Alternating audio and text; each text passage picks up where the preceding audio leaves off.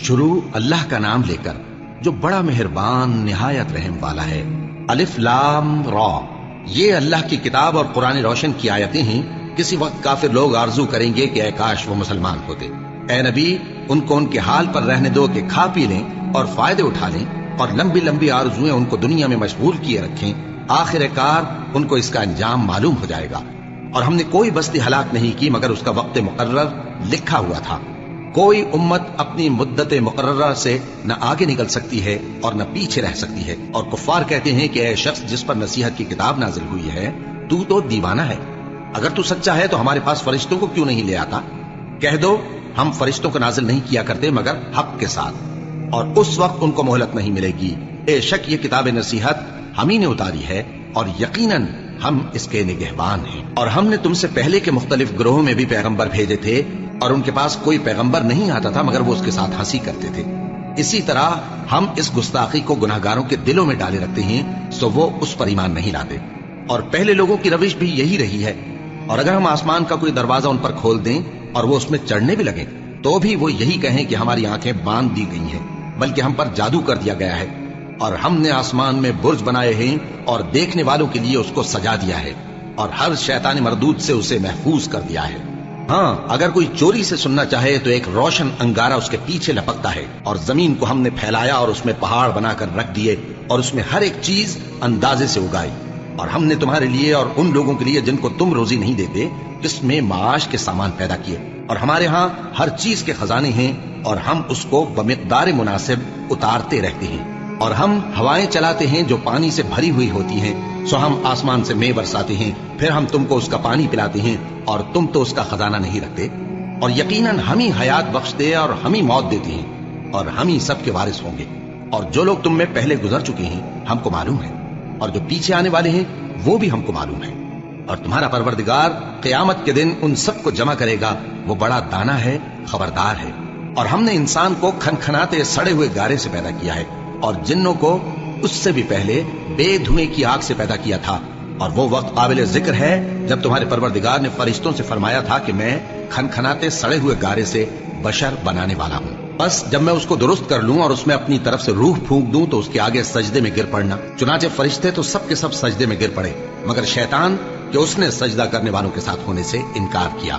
فرمایا اے ابلیس، تجھے کیا ہوا کہ تو سجدہ کرنے والوں میں شامل نہ ہوا؟ اس نے کہا میں ایسا نہیں ہوں کہ انسان کو جس کو تو نے کھنکھناتے سڑے ہوئے گارے سے بنایا ہے سجدہ کروں۔ فرمایا یہاں سے نکل جا کہ اب تو مردود ہے اور تجھ پر قیامت کے دن تک لعنت برسے گی۔ اس نے کہا کہ پروردگار مجھے اس دن تک مہلت دے جب لوگ مرنے کے بعد زندہ کیے جائیں گے۔ فرمایا اچھا، سو تجھے مہلت دی جاتی ہے وقت مقرر یعنی قیامت کے دن تک۔ اس نے کہا کہ پروردگار جیسا تو نے مجھے بھٹکا دیا ہے میں بھی زمین میں لوگوں کے لیے گناہوں کو آراستہ کر کے دکھاؤں گا اور سب کو بہکاؤں گا۔ ہاں، ان میں جو تیرے خاص بندے ہیں ان پر میرا قابو چلنا مشکل ہے۔ فرمایا کہ مجھ تک پہنچنے کا یہی سیدھا رستہ ہے، جو میرے خاص بندے ہیں ان پر تجھے کچھ قدرت نہیں کہ ان کو گناہ میں ڈال سکے۔ ہاں، بد راہوں میں سے جو تیرے پیچھے چل پڑے، اور ان سب کے وعدے کی جگہ جہنم ہے۔ اس کے 7 دروازے ہیں، ہر ایک دروازے کے لیے ان میں سے الگ الگ حصہ ہے۔ جو متقی ہیں وہ باغوں اور چشموں میں ہوں گے۔ ان سے کہا جائے گا کہ ان میں سلامتی اور امن و اطمینان سے داخل ہو جاؤ، اور ان کے دلوں میں جو کدورت ہوگی ہم اسے نکال دیں گے، گویا بھائی بھائی مسندوں پر ایک دوسرے کے سامنے بیٹھے ہوں۔ نہ ان کو وہاں کوئی تکلیف پہنچے گی اور نہ وہ وہاں سے نکالے جائیں گے۔ اے پیغمبر میرے بندوں کو بتا دو کہ میں بڑا بخشنے والا ہوں، بڑا مہربان ہوں، اور یہ کہ میرا عذاب بھی درد دینے والا عذاب ہے۔ اور ان کو ابراہیم کے مہمانوں کا احوال سنا دو۔ جب وہ ابراہیم کے پاس آئے تو سلام کہا۔ انہوں نے کہا کہ ہمیں تو تم سے ڈر لگتا ہے۔ مہمانوں نے کہا کہ ڈریے نہیں، ہم آپ کو ایک دانشمند لڑکے کی خوشخبری دیتے ہیں۔ وہ بولے کہ جب مجھے بڑھاپے نے آ پکڑا تو تم خوشخبری دینے لگے، اب کاہے کی خوشخبری دیتے ہو؟ انہوں نے کہا کہ ہم آپ کو سچی خوشخبری دیتے ہیں سو آپ مایوس نہ ہوں۔ ابراہیم نے کہا کہ اللہ کی رحمت سے مایوس ہونا تو گمراہوں کا کام ہے۔ پھر کہنے لگے کہ فرشتوں تمہارا اصل کام کیا ہے؟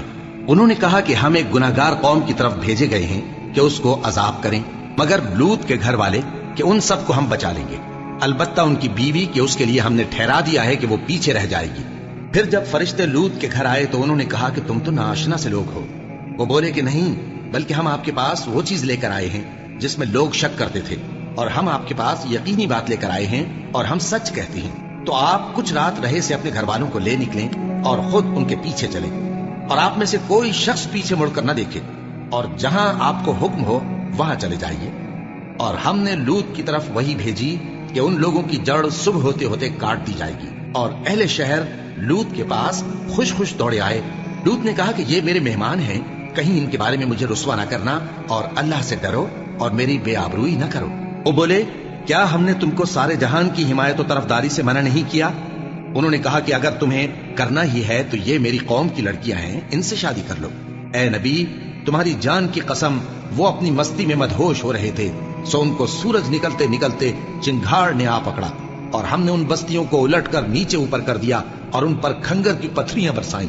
بے شک اس قصے میں اہل فراست کے لیے نشانی ہے، اور وہ بستیاں اب تک شام جانے والے سیدھے رستے پر موجود ہیں۔ بے شک اس میں ایمان لانے والوں کے لیے نشانی ہے۔ اور بن کے رہنے والے یعنی قوم شعیب کے لوگ بھی گناہگار تھے، تو ہم نے ان سے بھی بدلہ لیا، اور یہ دونوں شہر کھلے رستے پر موجود ہیں۔ اور وادی ہجر کے رہنے والوں نے بھی پیغمبروں کی تکذیب کی، ہم نے ان کو اپنی نشانیاں دی اور وہ ان سے منہ پھیرتے رہے، اور وہ پہاڑوں کو تراش تراش کر گھر بناتے تھے کہ امن و اطمینان سے رہیں گے۔ آخر زوردار آواز نے ان کو صبح ہوتے ہوتے آ پکڑا، اور جو کام وہ کرتے تھے وہ ان کے کچھ بھی کام نہ آئے۔ اور ہم نے آسمانوں اور زمین کو اور جو مخلوقات ان میں ہے سب کو تدبیر کے ساتھ پیدا کیا ہے، اور قیامت تو ضرور آ کر رہے گی، تو تم ان لوگوں سے اچھی طرح سے درگزر کرو۔ کچھ شک نہیں کہ تمہارا پروردگار ہی سب کچھ پیدا کرنے والا ہے، جاننے والا ہے۔ اور ہم نے تم کو 7 آیتیں جو نماز میں دہرا کر پڑھی جاتی ہیں، یعنی سورہ الحمد اور عظمت والا کلام عطا فرمایا ہے۔